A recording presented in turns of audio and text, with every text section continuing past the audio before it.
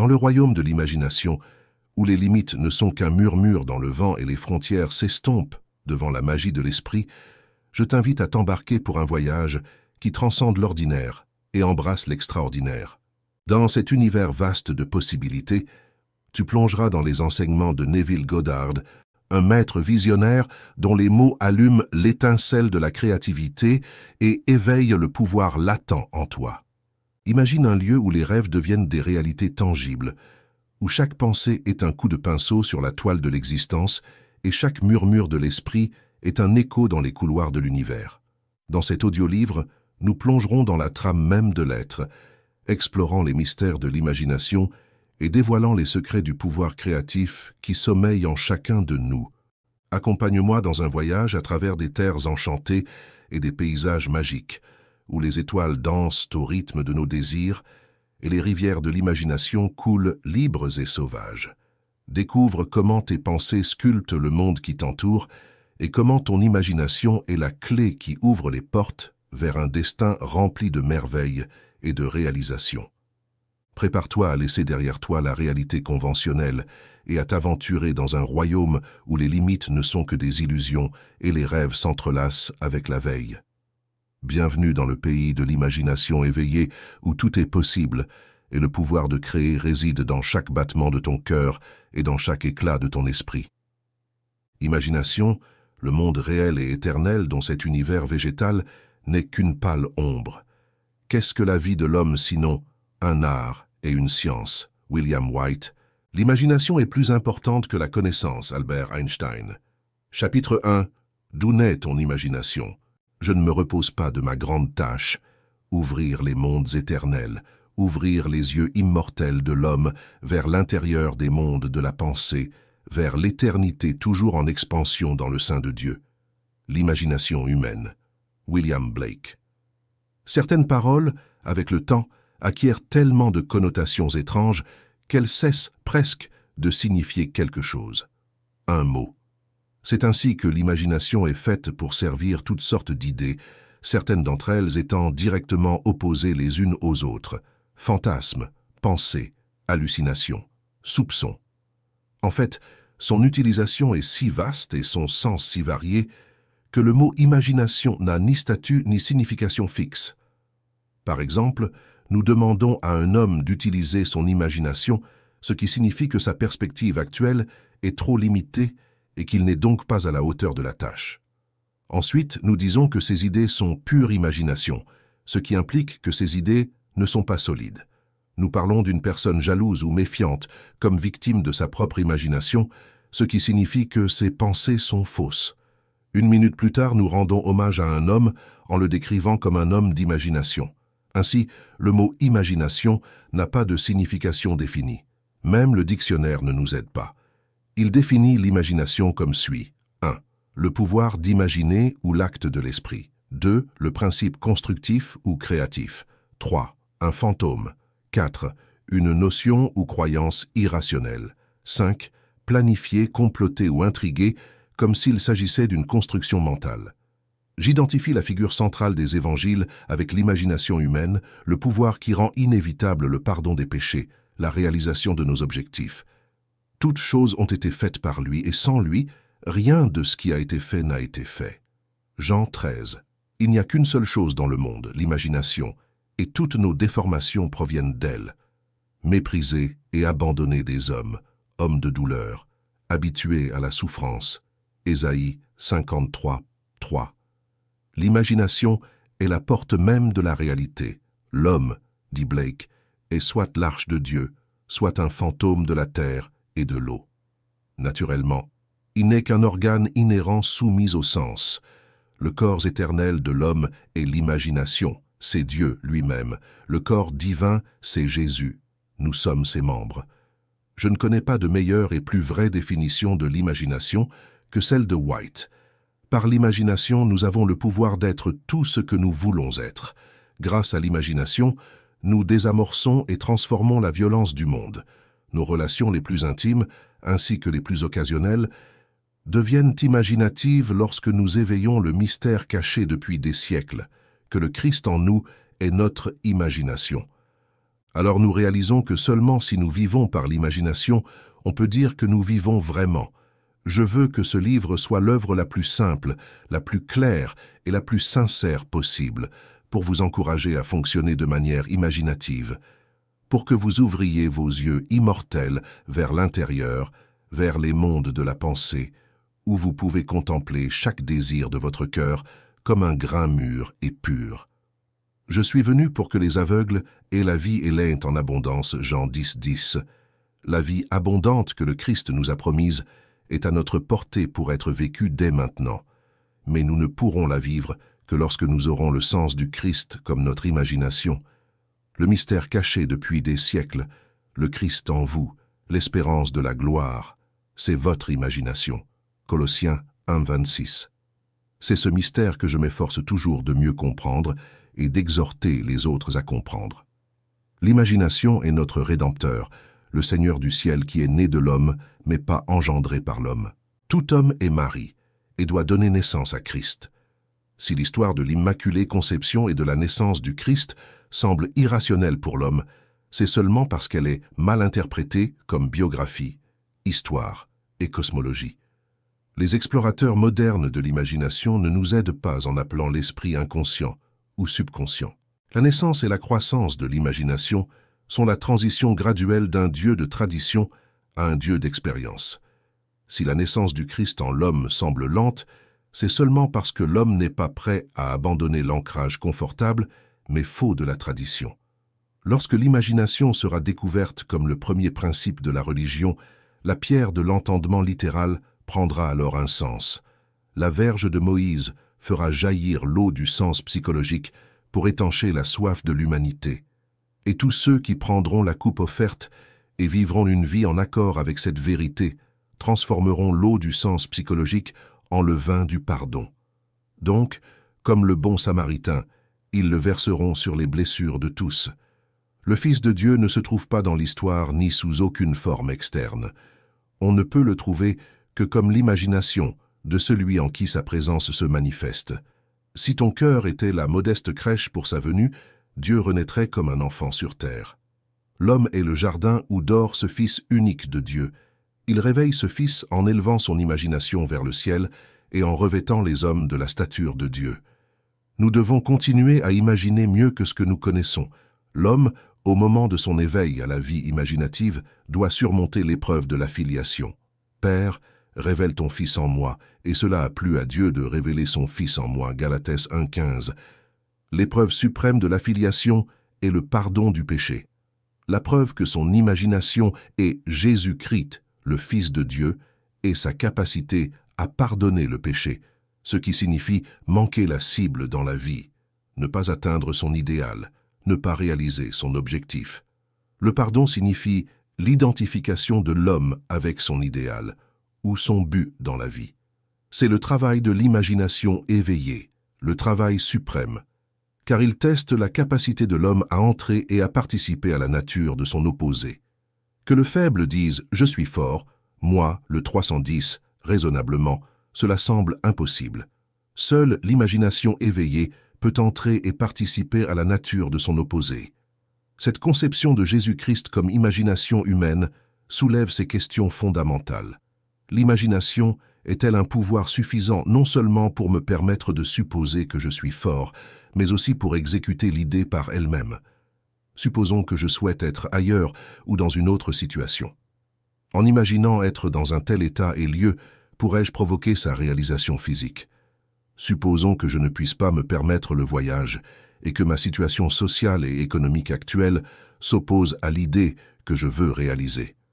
L'imagination seule suffirait-elle pour concrétiser ces désirs? L'imagination comprend-elle la raison?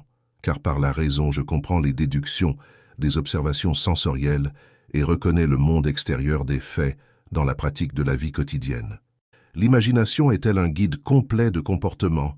Supposons que je sois capable d'agir avec imagination continue, c'est-à-dire que je sois capable de maintenir le sentiment de mon désir accompli.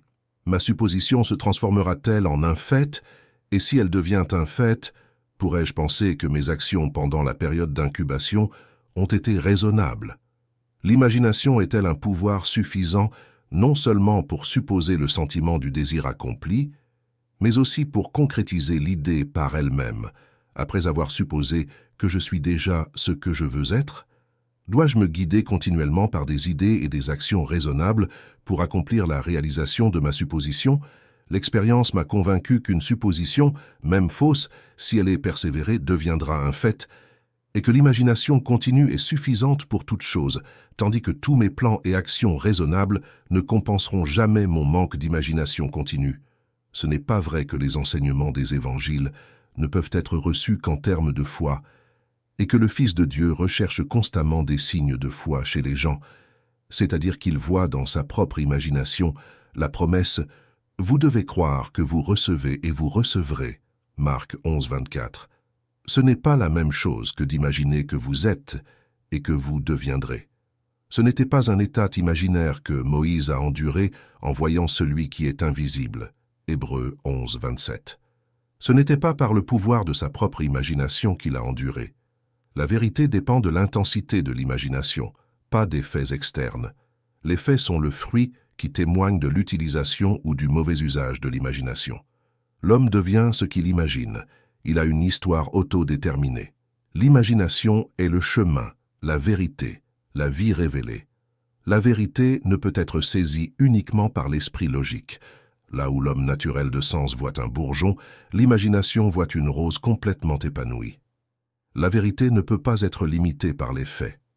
En se réveillant à la vie imaginative, on découvre qu'imaginer que quelque chose est ainsi est ce qui le rend ainsi, qu'un jugement vrai n'a pas besoin de correspondre à la réalité externe, à laquelle l'homme imaginatif ne nie pas la réalité du monde extérieur, sensoriel de devenir, mais il sait que c'est le monde intérieur de l'imagination continue, qui est la force par laquelle le monde extérieur sensoriel de devenir devient réalité. Il voit le monde extérieur et tous ces événements comme des projections du monde intérieur de l'imagination.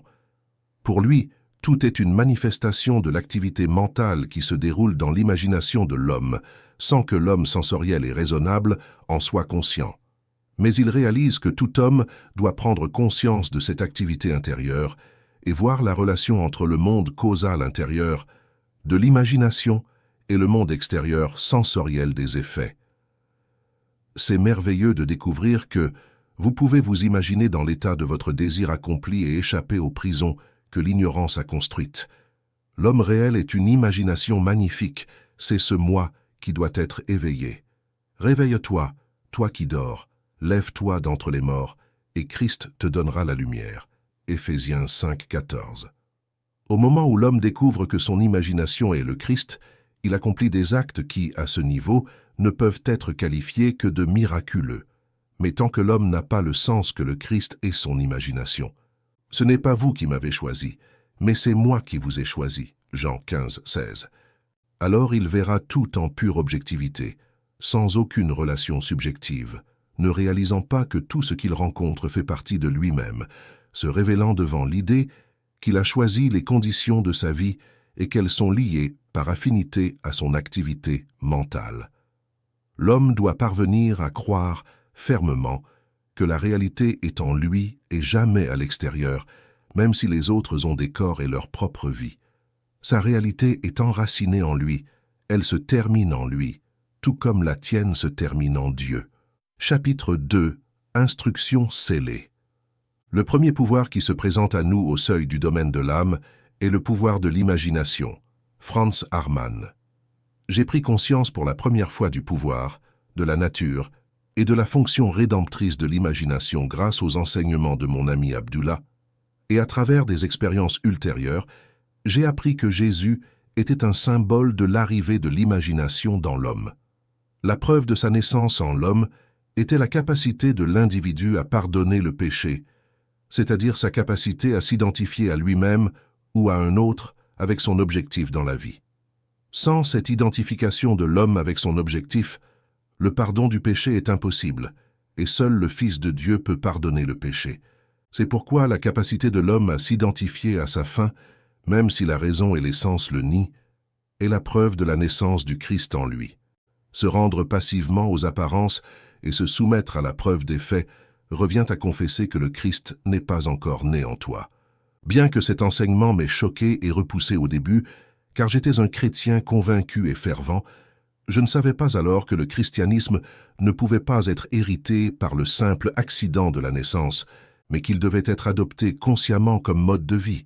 Plus tard, à travers des visions, des révélations mystiques et des expériences pratiques, il s'est introduit dans ma compréhension et a trouvé son interprétation dans un état d'esprit plus profond.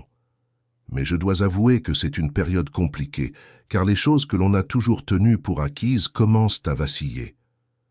Tu vois ces grands bâtiments, il ne restera pas pierre sur pierre qui ne soit renversée. Marc 13, 2. Il ne restera pas une seule pierre de la compréhension littérale après avoir bu l'eau de la signification psychologique. Tout ce qui a été construit par la religion naturelle est jeté dans les flammes du feu mental. Cependant, quelle meilleure manière de comprendre Jésus-Christ que d'identifier le personnage central des évangiles à l'imagination humaine, sachant que chaque fois que vous exercez votre imagination avec amour en faveur d'un autre, vous êtes littéralement un médiateur entre Dieu et l'homme. Ainsi vous nourrissez et habillez Jésus-Christ, et chaque fois que vous imaginez le mal contre un autre, vous le frappez et le crucifiez littéralement. Toute imagination de l'homme est soit la coupe d'eau fraîche, soit l'éponge au vinaigre pour les lèvres desséchées de Christ. Que personne d'entre vous ne pense mal dans son cœur contre son prochain, a averti le prophète Zacharie. Quand l'homme suit ce conseil, il se réveille du sommeil imposé par Adam à la pleine conscience du Fils de Dieu, car il est dans le monde est fait par lui, et le monde ne le connaît pas.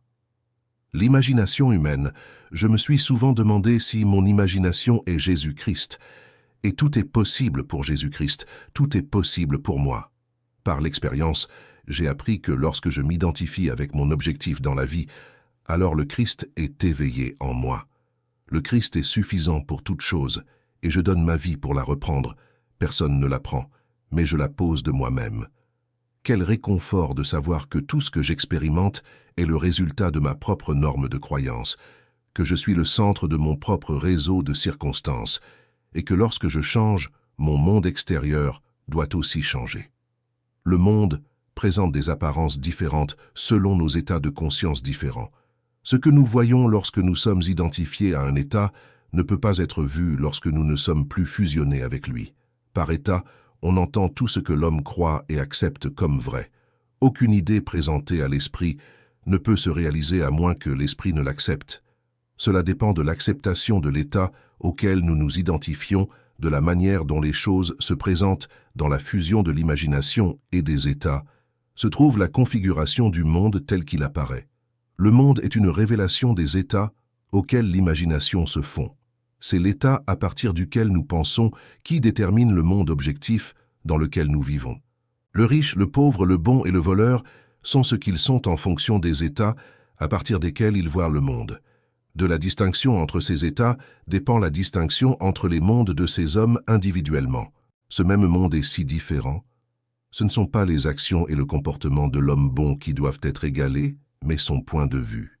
Les réformes extérieures sont inutiles si l'état intérieur n'est pas changé. Le succès ne vient pas en imitant les actions externes de ceux qui réussissent, mais en ayant des actions internes correctes et en parlant intérieurement. Si nous nous détachons d'un état, ce que nous pouvons faire à tout moment, les conditions et les circonstances auxquelles cette union a donné lieu disparaissent. C'était à l'automne 1933 à New York, lorsque je suis allé voir Abdullah avec un problème. Il m'a posé une question simple. « Que veux-tu » Je lui ai dit que j'aimerais passer l'hiver à la Barbade, mais que je n'avais pas un sou, littéralement, pas un centime. Il m'a dit « Si tu t'imagines que tu es déjà là-bas, en pensant et en voyant le monde depuis cet état de conscience, au lieu de simplement penser à la Barbade, tu y passeras l'hiver.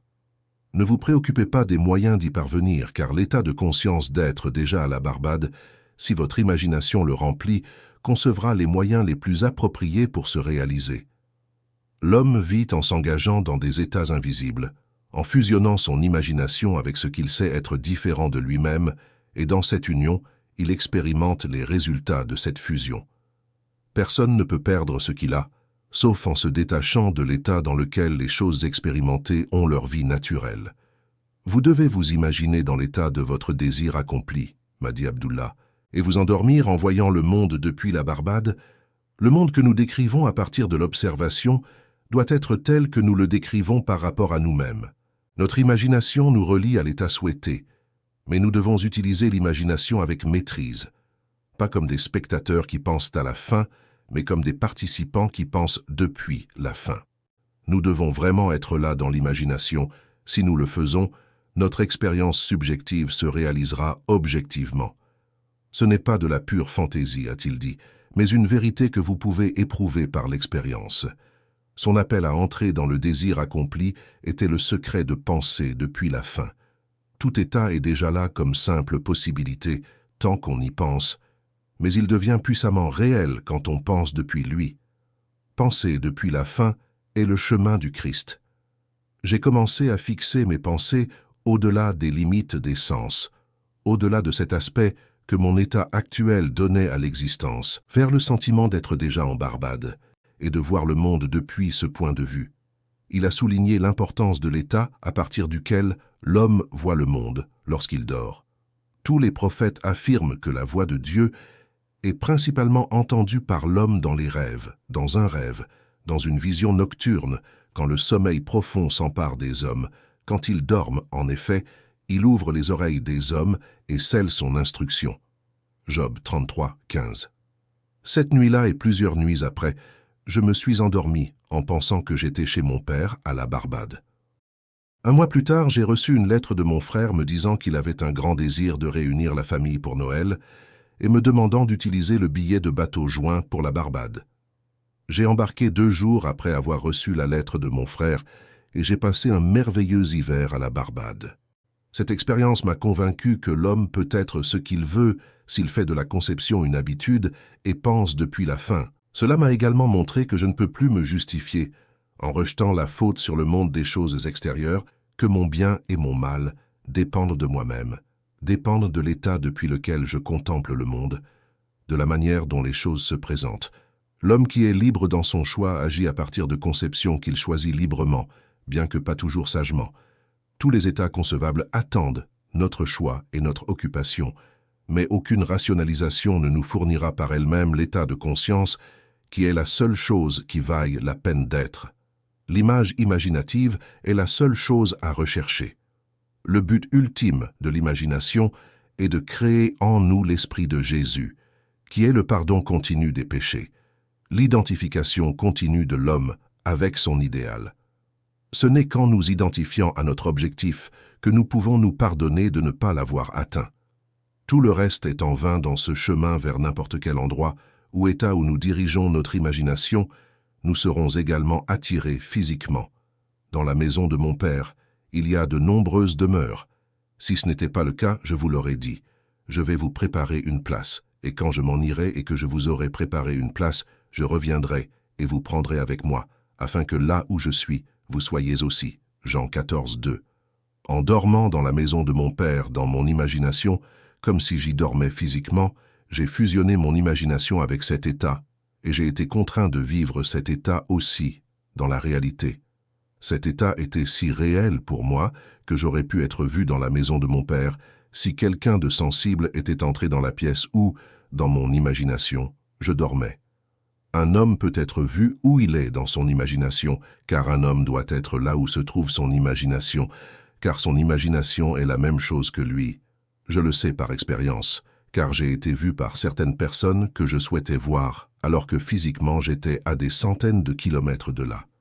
Ainsi, grâce à l'intensité de mon imagination et de mes sentiments, je me suis imaginé être en Barbade, au lieu de simplement penser à la Barbade. C'est ainsi que j'ai traversé l'immense Atlantique pour influencer mon frère à désirer ma présence et ainsi compléter le cercle familial à Noël. Penser depuis la fin, depuis le sentiment de mon désir accompli, était la source de tout ce qui se passait, en tant que cause externe, telle que l'impulsion de mon frère à m'envoyer un billet de bateau, et c'était aussi la cause de tout ce qui apparaissait comme résultat dans les idées du bien et du mal. William Butler, ayant décrit quelques expériences similaires à la mienne, écrit « Si tous ceux qui ont décrit des événements comme celui-ci n'ont pas rêvé, nous devrions réécrire nos histoires.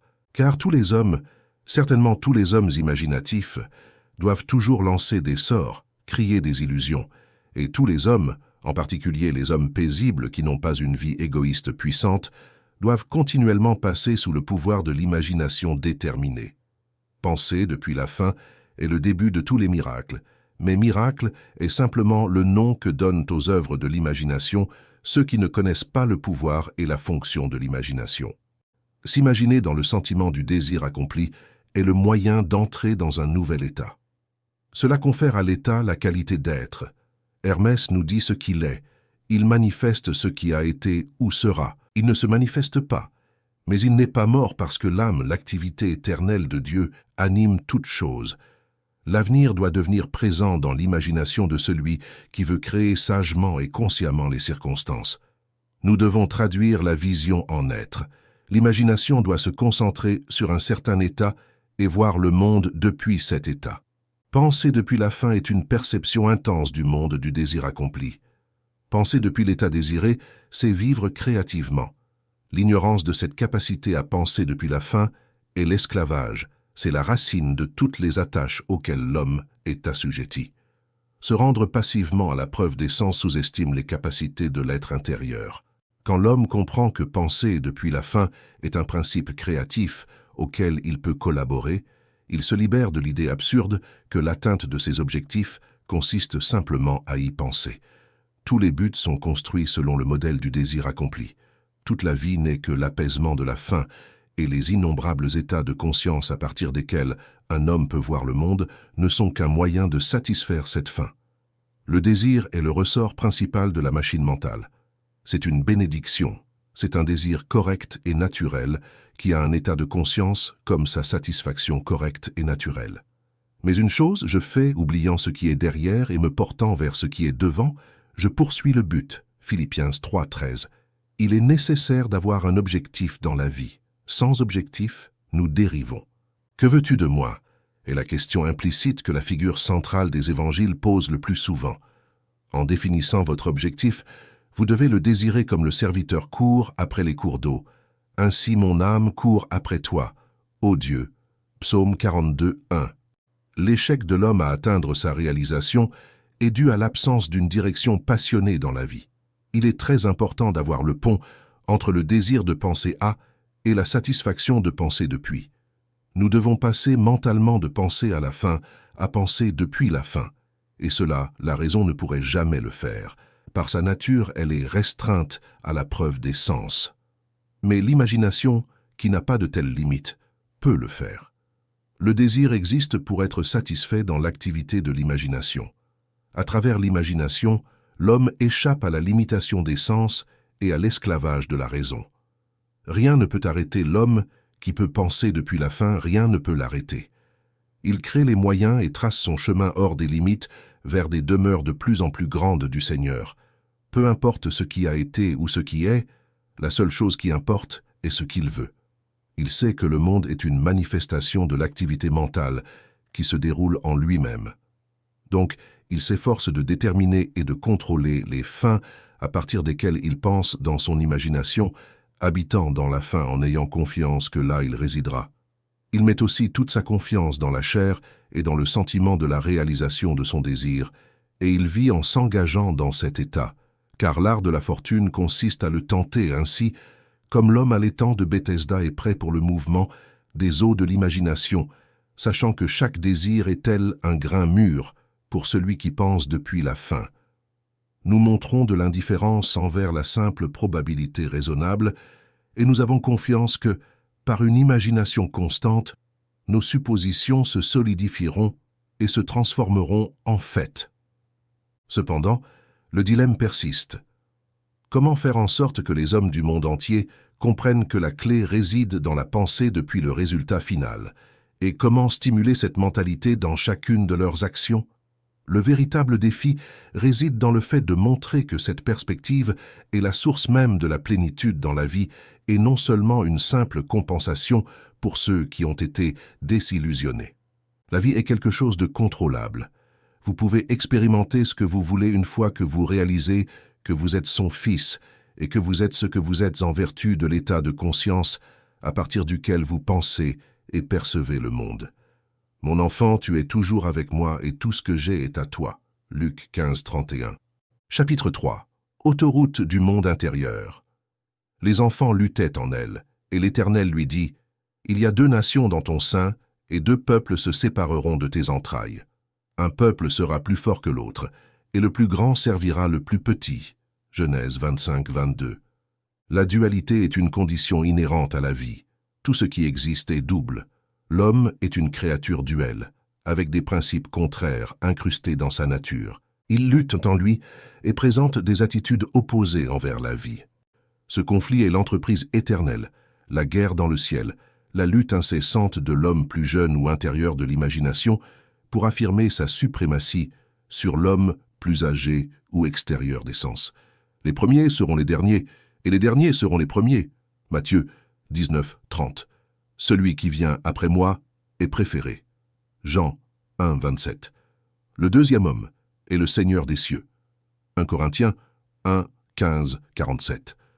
L'homme commence à s'éveiller à la vie imaginative au moment où il ressent la présence d'un autre être en lui-même. Dans vos membres résident des nations jumelles, des races rivales depuis leur naissance. L'une dominera l'autre, la plus jeune régnera sur la plus âgée. Chaque homme possède 2 centres de pensée ou de vision du monde. La Bible parle de ces 2 points de vue comme étant naturels et spirituels. L'homme naturel ne perçoit pas les choses qui sont de l'Esprit de Dieu, car elles lui semblent folles, et il ne peut les comprendre que par discernement spirituel. Corinthiens 2, 14. Le corps intérieur de l'homme est aussi réel dans le monde de l'expérience subjective que son corps physique extérieur est réel dans le monde des réalités extérieures. Mais le corps intérieur exprime une part plus fondamentale de la réalité. Ce corps intérieur existant de l'homme doit être exercé et dirigé consciemment. Le monde intérieur de la pensée et du sentiment auquel le corps intérieur est en accord a sa propre structure réelle et existe dans son propre espace supérieur. Il y a 2 types de mouvements. L'un est conforme au corps intérieur, tandis que l'autre est conforme au corps extérieur. Le mouvement conforme au corps intérieur est causatif, tandis que le mouvement extérieur est contraint. Le mouvement intérieur détermine l'extérieur, qui lui est lié, en entraînant un mouvement similaire aux actions du corps intérieur. Le mouvement intérieur est la force à l'origine de tous les événements. Le mouvement extérieur est assujetti à la contrainte exercée sur lui par le mouvement du corps intérieur. Chaque fois que les actions du corps intérieur concordent avec les actions que le corps extérieur doit accomplir pour apaiser le désir, ce désir se réalisera. Construisez mentalement un drame qui implique la réalisation de votre désir et assurez-vous qu'il comporte un mouvement de votre moi physique. Agissez exactement comme si vous alliez faire une sieste, puis initiez l'action prédéterminée dans votre imagination. Une représentation vivante de l'action est le début de cette action, puis, tandis que vous dormez, imaginez-vous consciemment dans la scène. La durée du sommeil n'est pas importante, une sieste courte suffit, mais amener l'action dans le rêve transforme la fantaisie en réalité. Au début, vos pensées peuvent errer comme des brebis sans berger. Ne désespérez pas si votre attention dévie 70 fois, 7 fois. Ramenez-la 70 fois, 7 fois à son cours prédéterminé jusqu'à ce qu'elle suive le chemin tracé par pur épuisement. Le voyage intérieur ne doit jamais manquer de direction. Lorsque vous entreprenez le voyage intérieur, faites ce que vous faisiez mentalement avant de commencer. Vous allez chercher la récompense que vous avez déjà vue et acceptée en chemin vers Sanadu. Le professeur Johnson dit « Il y a longtemps, j'ai eu le sentiment que cette étude avait mûri jusqu'à la conviction que la fantaisie et l'imagination ne sont pas 2 pouvoirs, mais un seul. La distinction valable qui existe entre eux réside non pas dans les matériaux avec lesquels ils opèrent, mais dans le degré d'intensité du pouvoir lui-même. Travaillant sous haute tension, l'énergie imaginative assimile et transmute en basse tension cette même énergie, agrégeant et unissant les images qui, à leur plus haut niveau, fusionnent indissolublement en une seule. La fantaisie rassemble l'imagination, la fusionne. Voici une application pratique de cette théorie. Il y a 1 an, une jeune fille aveugle vivant à San Francisco a rencontré un problème de transport dû à un changement d'itinéraire des bus, ce qui l'obligeait à effectuer 3 correspondances entre sa maison et son bureau, allongeant son trajet de 15 minutes à plus de 2 heures. Elle a sérieusement réfléchi au problème et a décidé que la solution était d'utiliser une voiture. Bien qu'elle sache qu'elle ne pouvait pas conduire elle-même, elle croyait qu'elle pouvait être transportée en voiture en testant la théorie selon laquelle, chaque fois que les actions de son moi intérieur concordaient avec les actions que son moi extérieur physique devait accomplir, pour apaiser le désir, ce désir se réaliserait. Elle se disait « Je vais m'asseoir ici et imaginer qu'on me transporte en voiture jusqu'à mon bureau ». Assise dans son salon, elle a commencé à s'imaginer à l'intérieur d'une voiture, ressentant le rythme du moteur, imaginant l'odeur de l'essence, ressentant le mouvement de la voiture et touchant la manche du conducteur, sentant que le conducteur était un homme. Elle sentit que la voiture s'arrêtait et, se tournant vers son compagnon, elle lui dit « Merci beaucoup, monsieur », à quoi il répondit « Le plaisir est tout à fait mien ». Ensuite, elle descendit de la voiture et entendit le clic de la porte en se refermant. Elle raconta qu'elle avait centré son imagination sur le fait d'être dans une voiture, et bien qu'elle soit aveugle, elle contemplait la ville depuis sa promenade imaginaire. Elle ne pensait pas seulement au voyage, mais à ce voyage et à tout ce qu'il impliquait. Ce voyage était intentionnel, contrôlé et dirigé subjectivement. Elle poussait son imagination à son maximum, gardant toujours son objectif devant elle, sachant qu'il y avait de la cohérence dans le mouvement intérieur intentionnel. Dans ces voyages mentaux, il faut maintenir une continuité émotionnelle avec l'émotion du désir accompli. L'attente et le désir se fusionnaient si intensément qu'ils passaient immédiatement d'un état mental à un acte physique. Le moi intérieur suit le cours prédéterminé, de préférence lorsque les émotions collaborent. Vous devez activer le moi intérieur, et la meilleure façon de le faire est de penser à de grandes réalisations et à des avantages personnels. Vous devez prendre plaisir à vos actions. Au cours de 2 jours consécutifs, la jeune fille aveugle fit son voyage imaginaire, lui donnant toute la joie et la vivacité sensorielle de la réalité.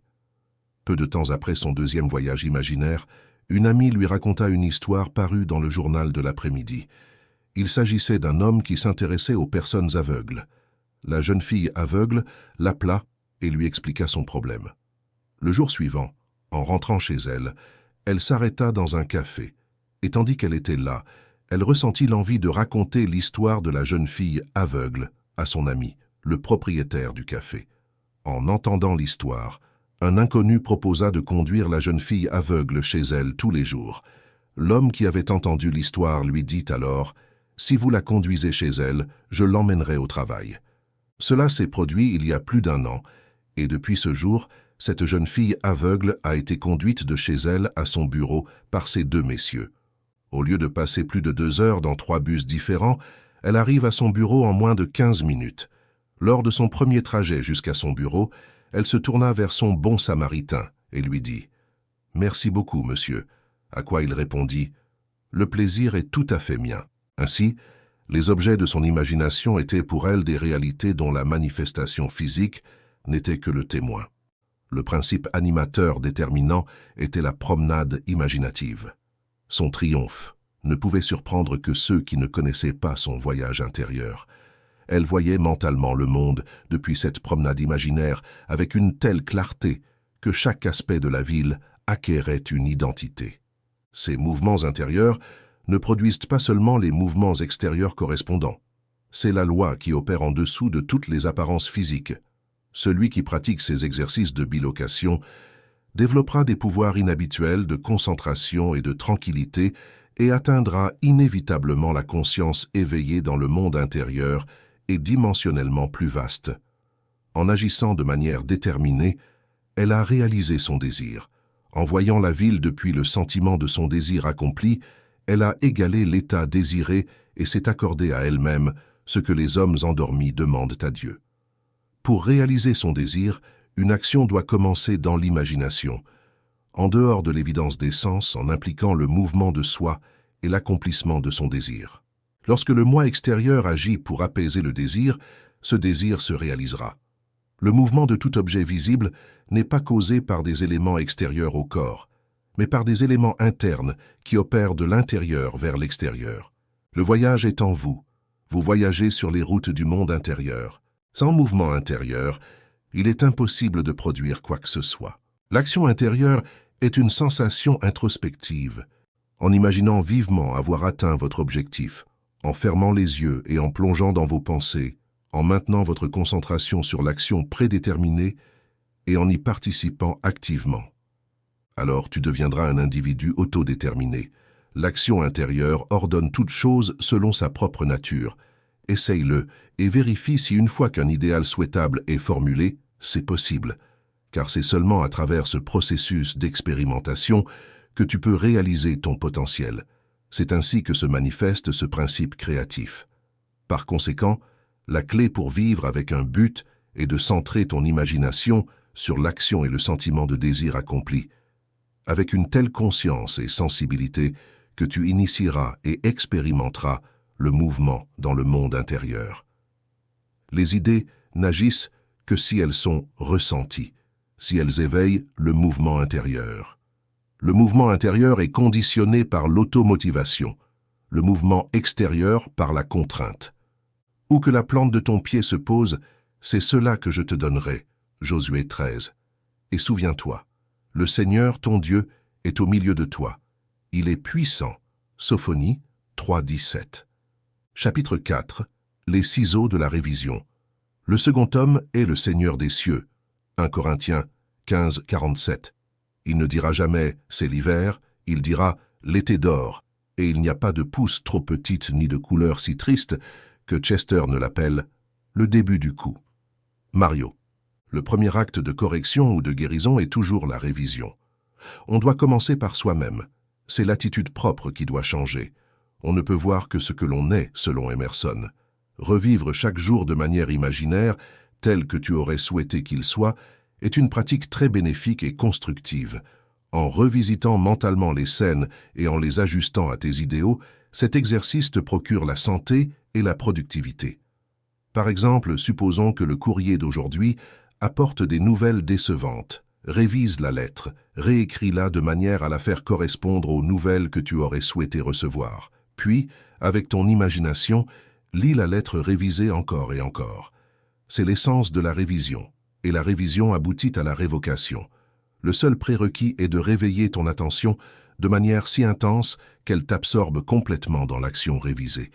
Tu expérimenteras une expansion et un affinement de tes sens grâce à cet exercice imaginatif, et finalement, tu atteindras la vision.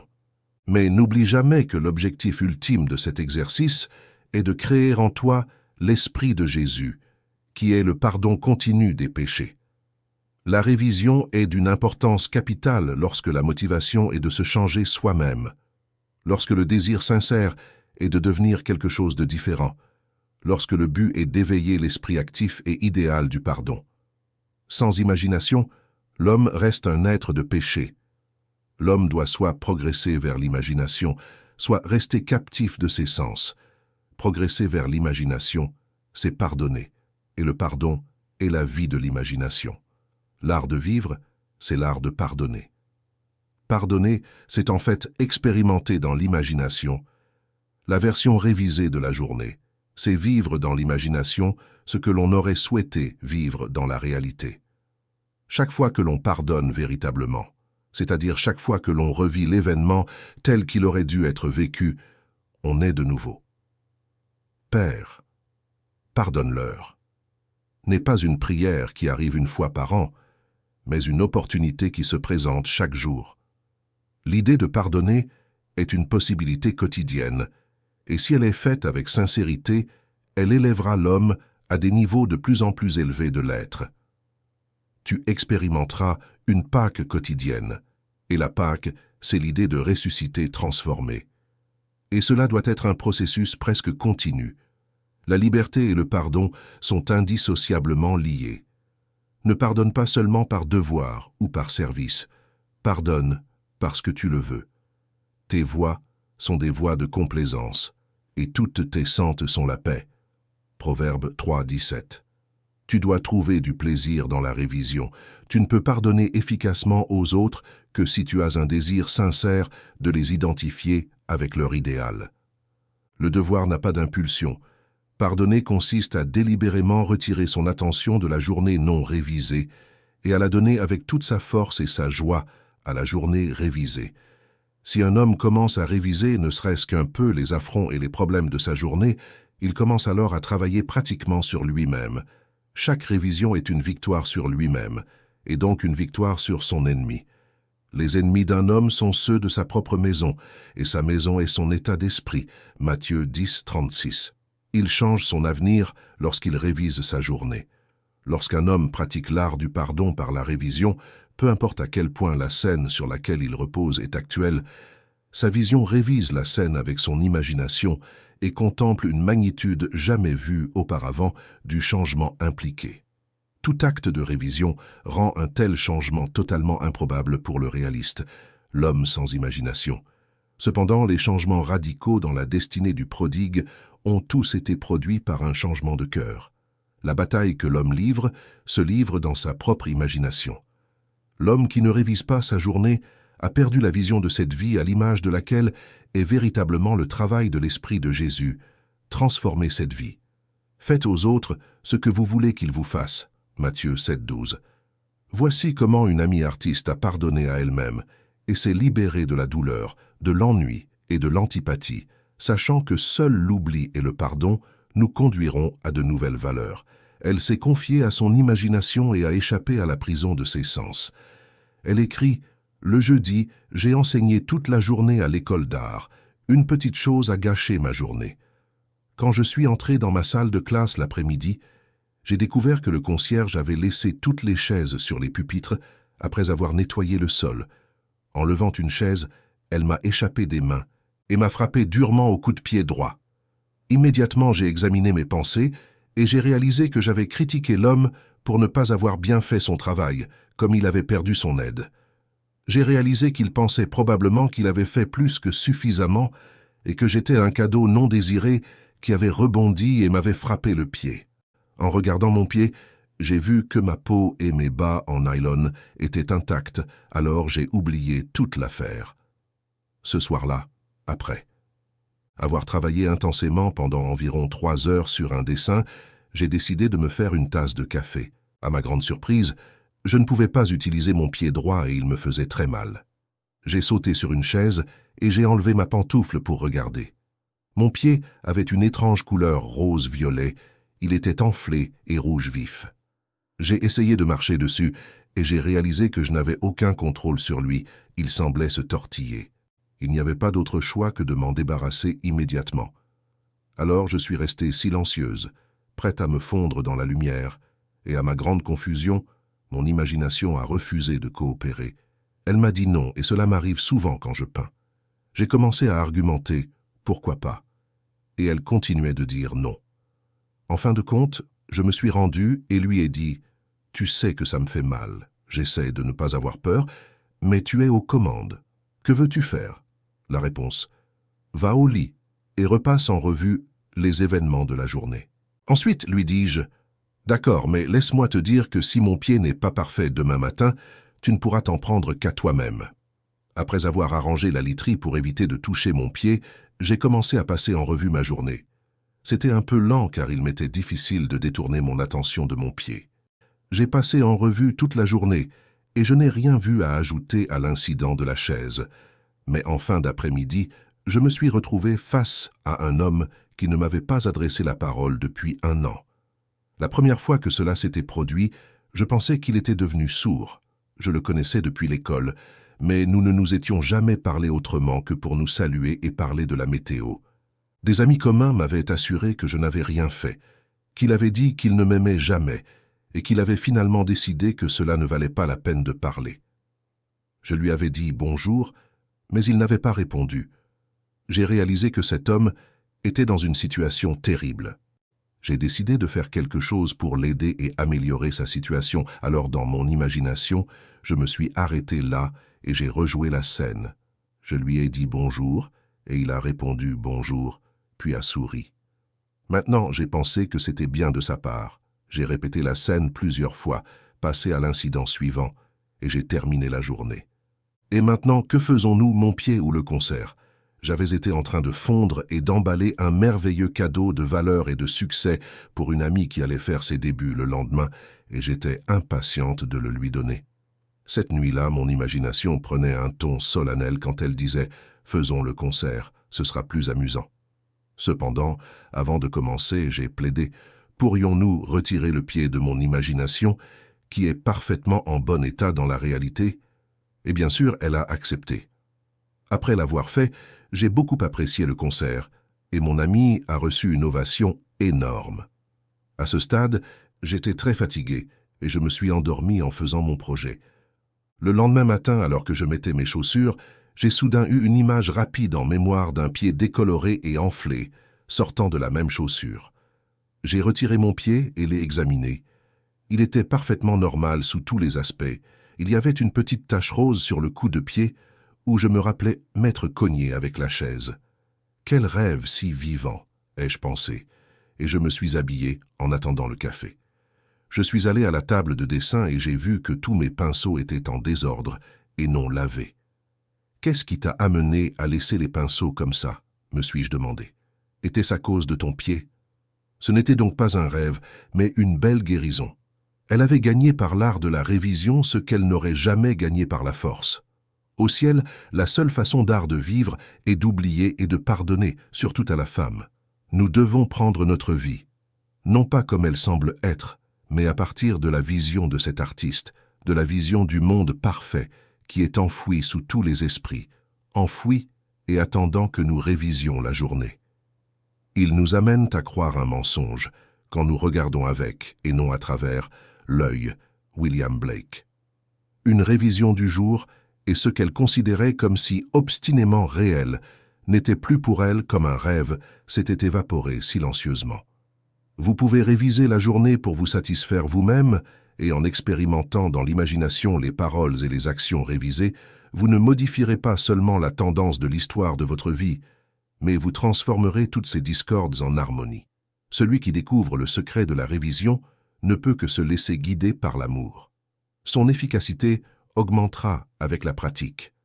La révision est le chemin par lequel le juste peut retrouver son pouvoir approprié. Ne résistez pas au mal, car tous les conflits passionnels donnent lieu à un échange de caractéristiques et celui qui sait faire le bien et ne le fait pas pêche. Jacques 4, 1, 7. Pour connaître la vérité, tu dois vivre la vérité, et pour vivre la vérité, tes actions intérieures doivent en correspondre aux actions de ton désir accompli. L'attente et le désir doivent devenir un. Ton monde extérieur n'est rien de plus que le mouvement intérieur actualisé par l'ignorance de la loi de la révision. Ceux qui se lancent dans la guerre sont constamment battus. Seuls les concepts idéalisés représentent la vérité. Ton idéal de l'homme est son vrai moi, car je crois fermement que tout ce qui est plus profondément imaginatif est en réalité plus directement pratique. Je te demande de vivre de manière imaginative et de réfléchir et d'assumer personnellement la parole transcendante. Christ en toi, l'espérance de gloire. Ne blâme pas, résous simplement. Ce n'est pas l'homme et la terre dans leur état le plus beau, mais toi en pratiquant l'art de la révision, qui fait le paradis. La preuve de cette vérité ne peut être que dans ta propre expérience. Essaye de réviser la journée avec les ciseaux de la révision. Nous devons nos meilleurs fruits. Chapitre 5. La monnaie du ciel. La ferme persuasion qu'une chose est ainsi la rend telle. Et le prophète répondit, tous les poètes y croient, et en période d'imagination, cette ferme persuasion déplaçait des montagnes. Mais beaucoup ne sont pas capables d'une ferme persuasion. Que chacun soit pleinement persuadé de ce qu'il pense. Romains 14, 5. La persuasion est un effort intérieur d'attention intense. Écoute attentivement, comme si tu entendais cette voix. En écoutant, tu peux entendre ce que tu veux entendre et persuader ceux qui sont au-delà de la portée de l'ouïe externe. Parle intérieurement seulement dans ton imagination. Fais en sorte que ta conversation intérieure corresponde à ton désir accompli. Ce que tu veux entendre à l'extérieur, tu dois l'entendre à l'intérieur. Accepte et embrasse le pouvoir intérieur et deviens quelqu'un qui n'écoute que ce qui est lié à la réalisation de ses désirs. Alors tous les événements extérieurs du monde deviendront un pont qui te mènera à la réalisation de tes objectifs. Ta parole intérieure est constamment écrite autour de toi, dans les événements. Apprends à relier ces événements à ta parole intérieure et tu deviendras un autodidacte. Par parole intérieure, on entend ces conversations mentales que tu as avec toi-même. Elles peuvent être inaudibles quand tu es éveillé en raison du bruit et des distractions du monde extérieur. Mais elles sont tout à fait audibles dans la méditation profonde et dans le rêve. Qu'elles soient audibles ou inaudibles, tu en es l'auteur et tu façonnes ton monde à leur image. Il y a un Dieu dans le ciel, et le ciel est en toi, qui révèle les secrets et fait connaître au roi Nabuchodonosor ce qui arrivera dans les derniers jours. Ce sont tes rêves et les visions de ta tête sur ton lit. Daniel 2, 28. La parole intérieure basée sur les prémices du désir accompli est la façon de créer un monde intelligible pour toi-même. Observe ta parole intérieure, car elle est la cause de l'action future. La parole intérieure révèle l'état de conscience à partir duquel tu perçois le monde. Fais en sorte que ta parole intérieure corresponde à ton désir accompli, car ta parole intérieure se manifeste tout autour de toi dans les événements. Si quelqu'un n'offense pas en parole, c'est un homme parfait et capable de maîtriser tout son corps. Voici, nous mettons un frein dans la bouche des chevaux pour qu'ils nous obéissent, et nous dirigeons ainsi tout leur corps. Considère aussi les navires, qui, bien qu'ils soient si grands et que les vents les poussent impétueusement, sont dirigés par un tout petit gouvernail où le pilote le désire. Ainsi, la langue est un petit membre, mais elle se vante de grandes choses. Voyez quel grand feu allume une petite étincelle. Jacques 3,5. Tout ce qui se manifeste dans le monde extérieur révèle l'usage que nous avons fait de la parole. L'observation critique de notre dialogue intérieur nous révélera les idées à partir desquelles nous percevons le monde. Le dialogue intérieur reflète notre imagination, et notre imagination reflète l'état auquel nous sommes fusionnés. Si l'état auquel nous sommes fusionnés est la cause des phénomènes de notre vie, alors nous sommes libérés du fardeau de nous demander quoi faire, car nous n'avons pas d'autre choix que de nous identifier à notre objectif. Et dans la mesure où l'état auquel nous sommes identifiés se reflète dans notre dialogue intérieur, pour changer l'état auquel nous sommes fusionnés, nous devons d'abord changer notre dialogue intérieur. Ce sont nos conversations intérieures qui créent les faits de demain. Abandonnez la vieille conversation mécanique négative et commencez un nouveau dialogue intérieur positif et constructif, basé sur les prémices du désir accompli. Le dialogue intérieur est le point de départ, le semis des graines de l'action future. Pour déterminer l'action, vous devez initier et consciemment contrôler votre dialogue intérieur. Construisez une phrase impliquant la réalisation de votre objectif comme « J'ai un revenu important, stable et fiable, en accord avec l'intégrité et le bénéfice mutuel » ou « Je suis heureusement marié, aimé, je contribue au bien du monde » et répétez cette phrase encore et encore jusqu'à ce que vous soyez affecté intérieurement par elle. Notre langage intérieur reflète de différentes manières le monde dans lequel nous vivons. Au commencement était la parole. Ce que vous semez, vous le récolterez. Regardez ces champs. Le sésame était du sésame. Le maïs était du maïs. Le silence et l'obscurité le savaient. Ainsi naît le destin de l'homme. La lumière à l'extrémité de l'Asie reste fidèle à ses origines. Ceux qui cherchent l'amour ne font que manifester leur propre manque d'amour. Et les dépourvus d'amour ne trouvent jamais l'amour. Ce sont ceux qui aiment qui trouvent l'amour et n'ont jamais à le chercher. Herbert Lawrence. L'homme attire ce qu'il est. L'art de la vie consiste à maintenir le sentiment du désir accompli et à laisser les choses venir à vous, plutôt que de les poursuivre ou de penser qu'elles fuient.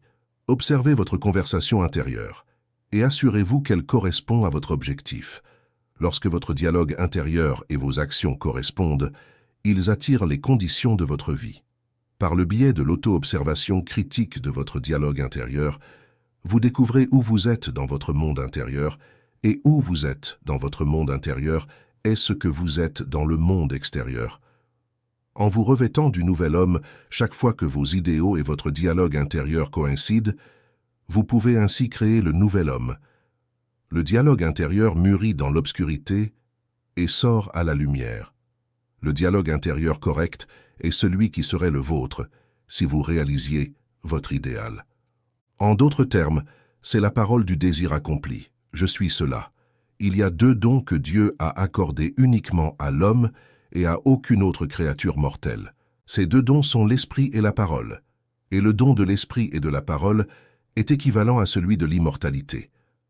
Si un homme utilise correctement ces deux dons, il ne différera en rien des immortels.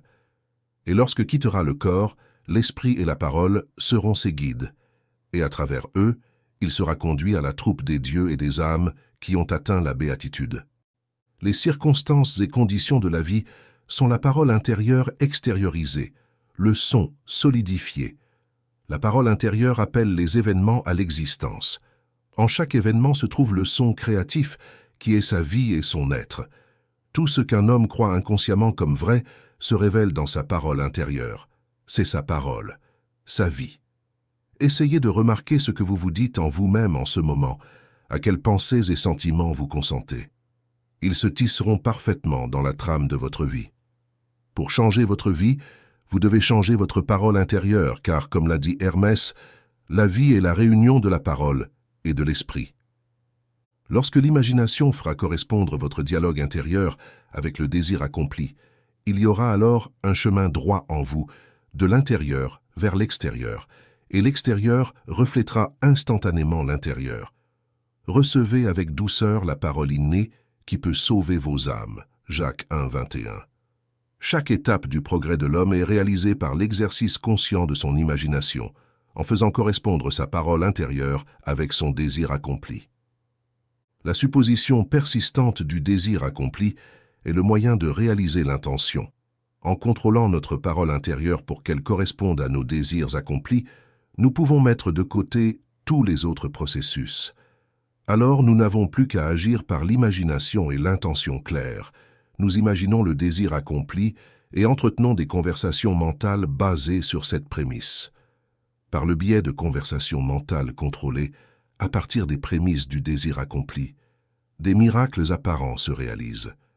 L'avenir devient présent et se révèle dans notre dialogue intérieur. Être soutenu par le dialogue intérieur du désir accompli, c'est être solidement ancré dans la vie. Nos vies peuvent sembler brisées par les événements, mais elles ne se brisent jamais tant que nous conservons le dialogue intérieur du désir accompli. Toute félicité dépend de l'usage actif et volontaire de l'imagination pour construire et affirmer intérieurement que nous sommes ce que nous voulons être. Nous nous accordons avec nos idéaux en nous identifiant constamment à notre objectif et en nous rappelant continuellement notre but, en nous fondant dans la fréquence, l'occupation habituelle et le secret du succès. Plus nous le faisons souvent, plus la fantaisie se réunit et l'imagination continue à fusionner. Il est possible de résoudre n'importe quelle situation en utilisant correctement l'imagination. Notre tâche consiste à trouver la bonne phrase qui implique que notre désir est réalisé, à enflammer l'imagination avec elle. Tout cela est intimement lié au mystère de la petite voix tranquille. La conversation intérieure révèle les activités de l'imagination, des activités qui sont les causes des circonstances de la vie en général. L'homme est généralement totalement inconscient de sa conversation intérieure et ne se voit donc pas comme la cause, mais comme la victime des circonstances. Pour créer consciemment les circonstances, l'homme doit diriger consciemment sa conversation intérieure en faisant correspondre la petite voix paisible avec ses désirs réalisés. Il appelle les choses invisibles comme s'il les voyait. Romains 4, 17. Le mot intérieur correct est essentiel. C'est la plus grande des arts. C'est le chemin de la limitation à la liberté. L'ignorance de cet art a fait du monde un champ de bataille et une prison où l'on attend seulement du sang et de la sueur, alors qu'il devrait être un lieu d'émerveillement et de merveille. Parler correctement à l'intérieur est la première étape pour devenir ce que l'on veut être. La parole est une image de l'esprit, et l'esprit est une image de Dieu. Le matin du 12 avril 1953, ma femme a été réveillée par le son d'une voix autoritaire qui parlait en elle et disait « Tu dois cesser de gaspiller tes pensées, ton temps et ton argent. Tout dans la vie doit être un investissement. Dépenser, c'est gaspiller.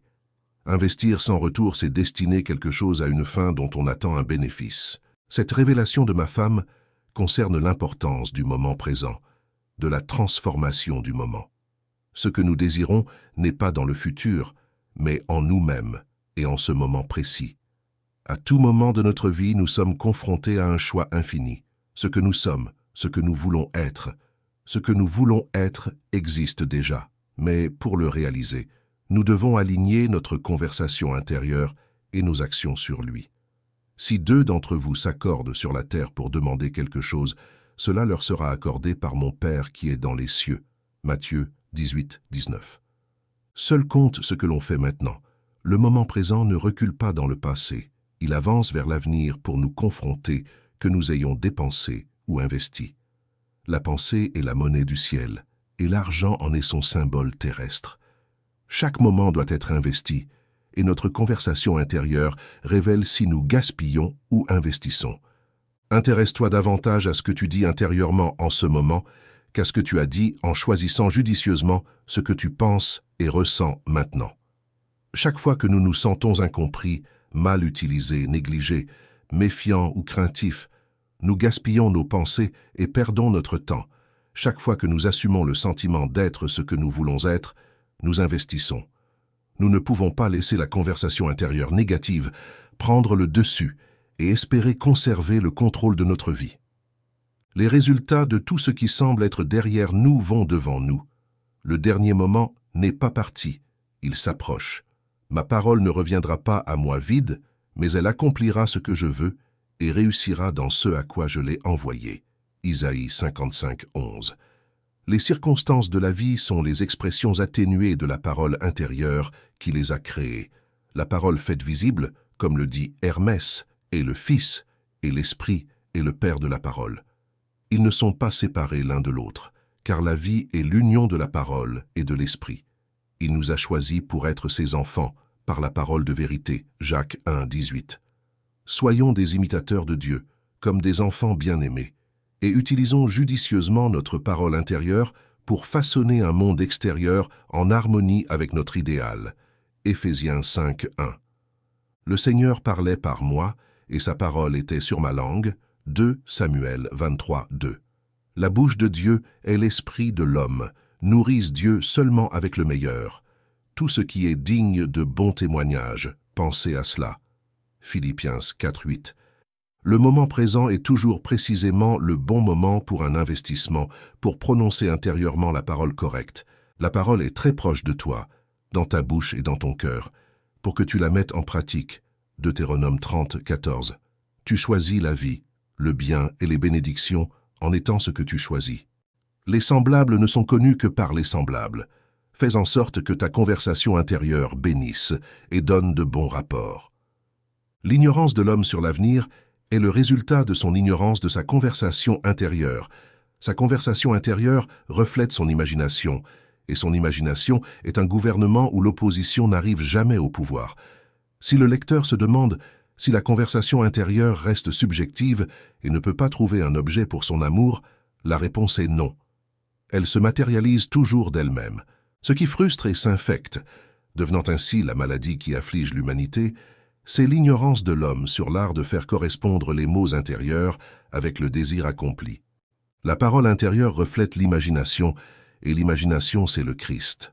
Modifie ta parole intérieure et ton monde perceptif changera. Chaque fois que la parole intérieure et le désir entrent en conflit, la parole intérieure l'emporte invariablement, car elle s'objectivise d'elle-même. Il est évident que si elle est alignée avec le désir, celui-ci se réalisera dans la réalité. Sinon, nous serions d'accord avec Drake qui affirmait préférer tuer un enfant dans son berceau plutôt que de nourrir des désirs non réalisés. Cependant, d'après mon expérience, je sais que la langue peut infléchir le cours de la nature. Jacques 3, 6. Tout est en dedans. Rivière, montagne, ville, village, tout est humain. Lorsque tu entres en eux, tu marches dans les cieux et les terres comme dans ton propre sein. Tu portes ton ciel et ta terre, et tout ce que tu contemples, bien que semblant être à l'extérieur, est en réalité en toi, dans ton imagination, dont ce monde de mortalité n'est qu'une ombre, selon William Blake. Le monde intérieur était aussi réel pour Blake que le monde extérieur de la vie éveillée. Il considérait ses rêves et ses visions comme les réalités des formes de la nature, réduisant tout à l'essence de sa propre conscience. Le royaume des cieux est en vous. Luc 17, 21. l'homme réel, l'homme imaginatif, a investi le monde extérieur de toutes ses propriétés. La réalité apparente du monde extérieur, qui est si difficile à dissoudre, n'est qu'une preuve de la réalité absolue du monde intérieur de son imagination. Personne ne peut venir à moi si le Père qui m'a envoyé ne l'attire pas. Moi et mon Père, nous sommes un, Jean 6, 44 et 10, 30. Le monde décrit par l'observation est une manifestation de l'activité mentale de l'observateur. Lorsque l'homme découvre que son monde est sa propre activité mentale rendue visible et que personne ne peut venir à lui à moins qu'il ne l'attire, il n'a personne à changer sauf lui-même, son propre moi imaginatif. Son premier instinct est de remodeler le monde à l'image de son idéal. Mais lorsque cela ne correspond plus à la discipline extérieure, il doit s'imposer une discipline beaucoup plus rigoureuse, l'autodiscipline, sur laquelle repose la réalisation de son idéal. L'imagination n'est pas entièrement libre de se mouvoir à sa guise sans règles qui la limitent, au contraire, elle suit des schémas définis. C'est cette influence engourdissante de l'habitude que l'homme doit changer. Si ce n'est pas le cas, ses rêves s'estomperont sous la paralysie de l'habitude. L'imagination qui est le Christ en l'homme n'est pas liée à la nécessité de produire uniquement ce qui est parfait et bon. Elle exerce sa liberté absolue en dotant l'être physique extérieur du libre arbitre de choisir entre le bien et le mal, l'ordre et le désordre, Josué 24, 15. Pour réaliser son idéal, l'homme doit d'abord changer le modèle que son imagination a suivi. La pensée habituelle indique le caractère. La façon de changer le monde extérieur est de faire correspondre la parole et l'action intérieure avec la parole et l'action extérieure du désir accompli. Nos idéaux attendent d'être incarnés, mais à moins que nous n'alignions notre discours et notre action intérieure avec le discours et l'action du désir accompli, ils sont incapables de naître. La parole et l'action intérieure sont les canaux de l'action de Dieu. Il ne peut pas répondre à notre prière à moins que ses voies ne soient offertes. Le comportement extérieur de l'homme est mécanique, soumis à la compulsion imposée par le comportement intérieur du moi, et les anciennes habitudes du moi intérieur persistent jusqu'à ce qu'elles soient remplacées par de nouvelles. C'est une caractéristique spéciale de l'être humain, le moi intérieur ou le second qui influence la réalité extérieure de manière similaire à sa propre nature. Tout changement dans le comportement du moi intérieur produira des changements extérieurs correspondants. Le mystique appelle mort à un changement de conscience. Par mort, il ne comprend pas la destruction de l'imagination et de l'état auquel elle était fusionnée, mais la dissolution de cette union. La fusion est union et non unité. De cette manière, les conditions auxquelles cette union donnait l'existence s'estompent. Comme l'a dit Paul aux Corinthiens, « Je meurs chaque jour ». William Blake a dit à son ami Crop Robinson, « Il n'y a rien comme la mort. La mort est la meilleure chose qui puisse arriver dans la vie. Mais la plupart des gens meurent si tard et mettent si peu de temps à mourir que Dieu sait que leurs voisins ne les voient jamais ressusciter des morts. Pour l'homme extérieur, c'est-à-dire celui qui ne sait rien de l'homme intérieur, cela semble être pure folie. Cependant, William White a très clairement exprimé cette idée 1 an avant sa mort. Celui qui se réjouit d'être en bonne compagnie est né le 28 novembre 1757 à Londres et est mort plusieurs fois depuis lors. Lorsque l'homme a le sens du Christ comme son imagination, il comprend pourquoi le Christ doit mourir et ressusciter des morts pour sauver l'homme. Il doit libérer son imagination de son état actuel et la faire correspondre à une conception plus élevée de lui-même s'il souhaite se surpasser dans ses limites actuelles et ainsi se sauver. Voici une jolie histoire d'une mort mystique dont un voisin a été témoin la semaine dernière. Écrivait celui qui est ressuscité d'entre les morts. Une amie m'a offert sa maison dans les montagnes pour les vacances de Noël, car elle prévoyait de partir à l'Est. Elle m'a dit qu'elle me préviendrait cette semaine. Nous avons eu une conversation très agréable, et je vous ai mentionné, ainsi que vos enseignements, dans le contexte d'une discussion sur l'expérience du temps de Dan qu'elle avait été en train de lire.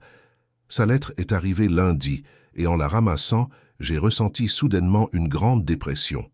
Cependant, lorsque je l'ai lue, elle m'a dit que je pouvais utiliser la maison et m'a indiqué où trouver les clés.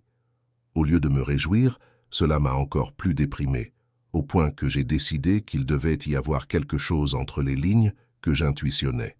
J'ai déplié la lettre, j'ai lu la première page, et en passant à la deuxième, j'ai réalisé qu'il y avait un post-scriptum au verso de la première page. Il s'agissait d'une description extrêmement franche d'un trait désagréable de mon caractère que j'avais lutté pendant des années pour surmonter et que je croyais avoir réussi à maîtriser au cours des 2 dernières années. Cependant, le voici de nouveau décrit avec une précision clinique. J'étais abasourdi et découragé. Je me suis demandé ce que cette lettre essayait de me dire. En premier lieu, elle m'invite à utiliser sa maison, car j'ai été trouvé dans une maison charmante pendant les vacances. Ensuite, rien ne me parvient si je ne le dessine pas moi-même. En troisième lieu, je n'ai reçu que de bonnes nouvelles. Donc, la conclusion évidente est qu'il y a quelque chose en moi qui correspond à cette lettre. Peu importe à quoi cela puisse ressembler, ce sont de bonnes nouvelles. J'ai relu la lettre, et en la relisant, je me suis demandé ce qui se cache ici pour que je le voie. Et alors, je l'ai vu. Elle commençait ainsi. « Après notre conversation de la semaine dernière, je pense que je peux te dire, et le reste de la page était parsemé de été et de avait, comme des groseilles dans un gâteau aux graines. J'ai été envahi par un grand sentiment de joie. Tout était du passé, et ce que j'avais eu tant de mal à corriger était soudainement accompli. J'ai réalisé que mon ami était témoin de ma résurrection. J'ai marché dans le bureau en chantant « Tout est passé, tout est fait ». J'ai rassemblé toute ma gratitude en une grande boule de lumière et l'ai envoyée directement vers toi. Si tu as vu un éclair lundi après-midi vers 18 heures, c'était ça, c'est tout. Maintenant, au lieu d'écrire une lettre polie parce que c'est la chose correcte à faire, je peux écrire pour te remercier sincèrement de ta franchise et pour te remercier de m'avoir prêté ta maison. Merci beaucoup pour tes enseignements qui ont vraiment fait de mon imagination bien-aimée mon sauveur. Et maintenant, si quelqu'un lui dit « Regarde, voici le Christ », elle ne le croira pas car elle sait que le royaume de Dieu est en elle-même et qu'elle est responsable de l'incarnation complète de son idéal. Elle comprend que ce n'est qu'à travers la mort et la résurrection qu'il sera possible de l'atteindre. Elle a trouvé son sauveur, son imagination bien-aimée, qui s'agrandit éternellement au sein de Dieu. Il n'y a qu'une seule réalité, et c'est le Christ, l'héritage de l'imagination humaine et l'accomplissement ultime de toute l'humanité. Pour que nous, parlant la vérité dans l'amour, grandissons en tout en celui qui est la tête, c'est-à-dire le Christ. Éphésiens 4, 14. Chapitre 7. La création est achevée. Je suis le commencement et la fin. Rien de nouveau ne vient à part ce qui a déjà été et ce qui sera déjà été. Ecclésiaste 3, 15. Blake voyait toutes les situations humaines possibles comme des états déjà accomplis. Il voyait chaque aspect, chaque trame et chaque drame déjà élaborés comme de simples possibilités, tant que nous n'étions pas en eux, mais comme des réalités accablantes lorsque nous y étions. Il a décrit ces états comme des sculptures dans le hall. Il faisait donc une distinction entre les états et les identités individuelles au sein de ces états. Les états changent, mais les identités individuelles ne changent jamais et ne cessent jamais. Black a dit que l'imagination n'est pas un état, c'est l'existence humaine elle-même. L'affection ou l'amour devient un état lorsqu'il est séparé de l'imagination. Il est presque impossible de dire à quel point il est important de se souvenir de cela, mais le moment où l'individu en prend conscience, pour la première fois, est le plus transcendant de sa vie, et il est encouragé à le ressentir. C'est la forme la plus élevée de stimulation qui soit possible. Cette vérité est commune à tous les hommes, mais la conscience de cela, et encore plus l'autoconscience de cela, est une autre chose. Le jour où j'ai compris cette grande vérité, que tout dans mon monde est une manifestation de l'activité mentale qui se déroule en moi, et que les conditions et les circonstances de ma vie ne reflètent que l'état de conscience avec lequel je suis fusionné, c'est le moment le plus transcendant de ma vie. Cependant, l'expérience qui m'a conduit à cette certitude est si éloignée de l'existence ordinaire que j'ai longtemps hésité à la raconter, car ma raison refusait d'admettre les conclusions auxquelles l'expérience me poussait. Néanmoins, cette expérience m'a révélé que je suis suprême dans le cercle de mon propre état de conscience et que c'est l'état auquel je m'identifie qui détermine ce que je vis. Par conséquent, elle doit être partagée avec tous, car savoir cela, c'est se libérer de la plus grande tyrannie du monde. La croyance en une deuxième cause. Heureux ceux qui ont le cœur pur, car ils verront Dieu, Matthieu 5,8. Heureux ceux dont l'imagination a été si purgée des croyances, en des causes secondes, qu'ils savent que l'imagination est tout et que tout est imagination. Un jour, je me suis discrètement échappé de mon appartement à New York pour un coin éloigné de la campagne. En entrant dans la salle à manger d'une grande auberge, j'ai pris pleinement conscience. Je savais que mon corps physique était immobilisé dans mon lit à New York. Pourtant ici, j'étais plus éveillé et conscient que jamais. J'ai intuitivement su que si je pouvais arrêter l'activité de mon esprit, tout ce que j'avais devant moi se figerait. À peine cette pensée est née, l'impulsion d'essayer m'a envahi. J'ai senti que ma tête se contractait, puis s'épaississait, jusqu'à devenir immobile. Mon attention s'est concentrée sur un point cristallin, et la serveuse qui marchait ne marchait pas. J'ai regardé par la fenêtre, les feuilles qui tombaient ne tombaient pas, et la famille de 4 personnes en train de manger ne mangeait pas. Quand ils levèrent la nourriture, elle ne se soulevait pas. Ensuite, ma concentration s'est relâchée, l'attention a diminué, et soudain, tout a repris son cours. Les feuilles sont tombées, la serveuse a marché, et la famille a mangé. C'est alors que j'ai compris la vision des sculptures dans les salons. Vous avez travaillé pour ce que vous n'avez pas posé, Jean 4, 38. La création est terminée. Je suis le commencement et la fin, rien de nouveau ne vient à part ce qui a déjà été et ce qui sera déjà été. Ecclésiaste 3, 15. Le monde de la création est achevé, et son original réside en nous. Nous l'avons vu avant de partir, et depuis lors nous essayons de nous en souvenir et d'activer ses parties. Il existe d'innombrables visions de lui. Notre tâche consiste à obtenir la bonne vision et, par une certaine direction de notre attention, à la faire défiler devant notre œil intérieur. Si nous assemblons la séquence correcte et que nous la vivons dans notre imagination jusqu'à ce qu'elle prenne la tonalité de la réalité, alors nous créons consciemment les circonstances. Cette procession intérieure est l'activité de l'imagination qui doit être dirigée consciemment. À travers une série de transformations mentales, nous prenons conscience de portions de ce qui existe déjà, et en faisant correspondre notre activité mentale avec cette partie de la création que nous souhaitons vivre, nous l'activons, la ressuscitons et lui donnons vie. Mon expérience ne montre pas seulement que le monde est une manifestation de l'activité mentale de l'observateur individuel, mais elle révèle également notre concept du temps comme des sauts d'attention entre des moments éternels. Un abîme infini sépare 2 moments quelconques, et par les mouvements de notre attention, nous donnons vie aux sculptures dans les salons. Pensez que le monde contient un nombre infini d'états de conscience depuis lesquels il peut être contemplé. Pensez à ces états comme à des pièces ou des manoirs dans la maison de Dieu, et comme les pièces de n'importe quelle maison, elles sont fixes les unes par rapport aux autres. Mais pensez à vous-même, le vrai « vous » imaginatif, comme l'occupant vivant et en mouvement de la maison de Dieu.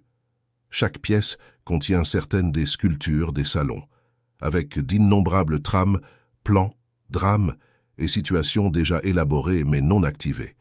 Ils sont activés dès que l'imagination humaine entre et fusionne avec eux. Chaque pièce représente des activités mentales et émotionnelles spécifiques. Pour entrer dans un état, l'homme doit consentir aux idées et aux sentiments qu'il représente. Ces états représentent un nombre infini de transformations mentales possibles que l'homme peut expérimenter. Pour passer à un autre état ou manoir, un changement de croyance est nécessaire. Tout ce que vous pourriez désirer est déjà présent et n'attend que vos croyances pour correspondre. Cependant, il doit être égalé, car c'est la condition nécessaire pour qu'il puisse être activé et objectivé.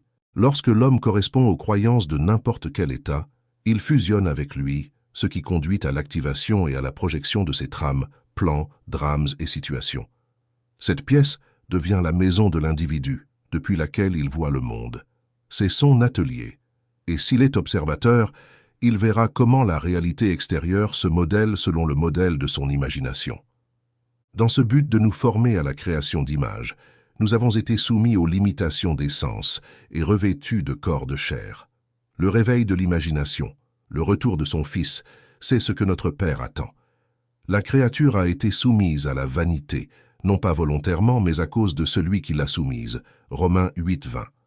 Cependant, la victoire du Fils, le retour du prodigue, nous assure que la créature sera libérée de l'esclavage de la corruption pour la liberté glorieuse des enfants de Dieu, Romains 8, 21.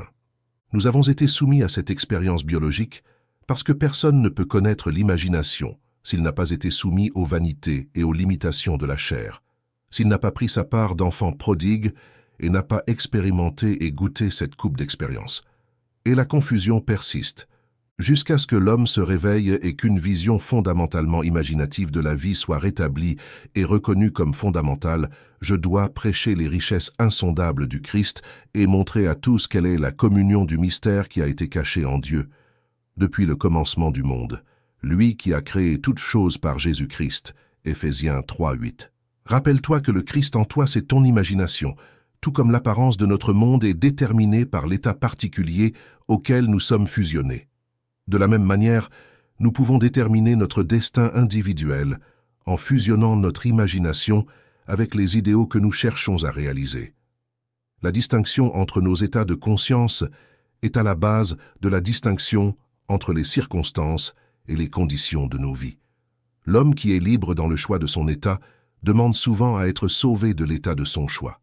Vous crierez en ce jour-là, à cause de votre roi que vous vous serez choisi, et l'Éternel ne vous exaucera pas en ce jour-là. Cependant, le peuple refusa d'obéir à la voix de Samuel et dit « Non, mais il y aura un roi sur nous. » 1 Samuel 8, 18. Choisis sagement l'état que tu serviras. Tous les états sont sans vie tant que l'imagination ne fusionne pas avec eux. Toutes les choses, quand elles sont admises, se manifestent par la lumière, car tout ce qui se manifeste est lumière. Éphésiens 5, 13. Et vous êtes la lumière du monde, par laquelle ces idées auxquelles vous avez consenti se manifestent. Matthieu 5, 14. Tiens bon à ton idéal. Rien ne peut te le voler sauf ton imagination. Ne pense pas à ton idéal, pense depuis lui. Seuls les idéaux depuis lesquels tu penses se réalisent. L'homme ne vit pas seulement de pain, mais de toute parole qui sort de la bouche de Dieu. Et la bouche de Dieu est l'esprit de l'homme. Matthieu 4, 4. Deviens un buveur et un mangeur des idéaux que tu veux réaliser. Tu dois avoir un objectif clair et défini, sinon ton esprit errera, et en errant, il acceptera toutes les suggestions négatives. Si tu nourris bien mentalement, tout ira bien. Par un simple changement de régime mental, tu peux modifier le cours des événements que tu observes. Mais à moins d'un changement de régime mental, ton histoire personnelle restera la même. Éclaire-le, obscurcis-le. Ta vie dépend des idées que tu acceptes. Rien n'est plus important pour toi que les idées que tu nourris. Tu te nourris des idées depuis lesquelles tu penses. Si tu trouves que le monde ne change pas, c'est un signe certain que tu manques de fidélité à ton nouveau régime mental que tu négliges pour condamner ton environnement. Tu as besoin d'une attitude nouvelle et soutenue. Peu importe ce que tu veux, fais de la conception une habitude. Car toute idée qui exclut toutes les autres de ton champ d'attention se décharge en action. Les idées et les états d'esprit auxquels tu reviens constamment définissent l'état auquel tu es fusionné. Entraîne-toi donc à éprouver plus fréquemment le sentiment de ton désir accompli. C'est là la magie créative, la manière de travailler vers la fusion avec l'état souhaité. Si tu éprouvais plus fréquemment le sentiment de ton désir accompli, tu deviendrais maître de ton destin. Malheureusement, tu résistes souvent à l'assumer, sauf de manière occasionnelle. Pratique le fait de rendre réel pour toi-même le sentiment du désir accompli après avoir assumé le sentiment du désir accompli. Ne ferme pas l'expérience comme tu le ferais avec un livre, mais emporte-la avec toi comme une odeur enivrante. Au lieu de l'oublier complètement, laisse-la flotter dans l'atmosphère, communiquant automatiquement son influence à tes actions et réactions. Un état d'esprit souvent répété prend de l'élan et est difficile à briser ou à contrôler. Alors fais attention aux sentiments que tu entretiens, car les humeurs habituelles révèlent l'état avec lequel tu es fusionné. Il est toujours possible de passer de la pensée du but que tu souhaites accomplir à la pensée depuis ce but, mais l'élément crucial est de penser depuis ce but. Penser depuis signifie unification ou fusion avec l'idée, tandis que dans la pensée du but, il y a toujours un sujet et un objet, l'individu pensant et la chose pensée. Tu dois t'imaginer dans l'état de ton désir accompli, en t'immergeant dans cet état et en pensant depuis lui, et non simplement à lui. Il s'agit de centrer ton imagination sur le sentiment du désir accompli. Chapitre 8. La fille aux yeux de Dieu. Que pensez-vous du Christ? De qui est-il fils? Matthieu 22, 42. Lorsqu'on te posera cette question, tu devras répondre « Le Christ est mon imagination, et bien que je ne vois pas encore toutes choses mises sous lui, je sens que je suis Marie, de qui il naîtra finalement, et accomplira toutes choses par le Christ. » Hébreux 2, 8. La naissance du Christ est l'éveil de l'homme intérieur, ou du deuxième homme. C'est prendre conscience de l'activité mentale en soi, une activité qui continue qu'on en soit conscient ou non. La naissance du Christ ne ramène personne de loin ni ne crée quelque chose qui n'existait pas auparavant. C'est la révélation du Fils de Dieu en l'homme. Le Seigneur vient dans les nuages, est la description que le prophète utilise pour parler des anneaux brillants de lumière liquide dorée qui apparaissent au-dessus de la tête de celui en qui il s'éveille. Son avènement vient de l'intérieur, pas de l'extérieur, tout comme le Christ vient de l'intérieur et non de l'extérieur. Ce grand mystère que Dieu s'est manifesté en chair commence avec l'avènement, et il est approprié que la purification du temple, qui est votre temple, soit au premier plan des mystères chrétiens. 1 Corinthiens 3, 17. Le royaume des cieux est en vous. Luc 17, 21. L'avènement révèle le mystère de ton existence si tu pratiques l'art de la réflexion par une vie vécue en utilisant sagement ton dialogue intérieur et tes actions intérieures, en ayant confiance qu'en utilisant consciemment la puissance qui agit en nous, alors le Christ s'éveillera en toi si tu crois et as confiance en cela et agis en conséquence, alors le Christ s'éveillera en toi. C'est la grande venue, c'est le mystère. Dieu s'est manifesté en chair, 1 Timothée 3, 16. À partir de l'avènement, celui qui te touche, touche la fille aux yeux de Dieu. Zacharie 2, 8.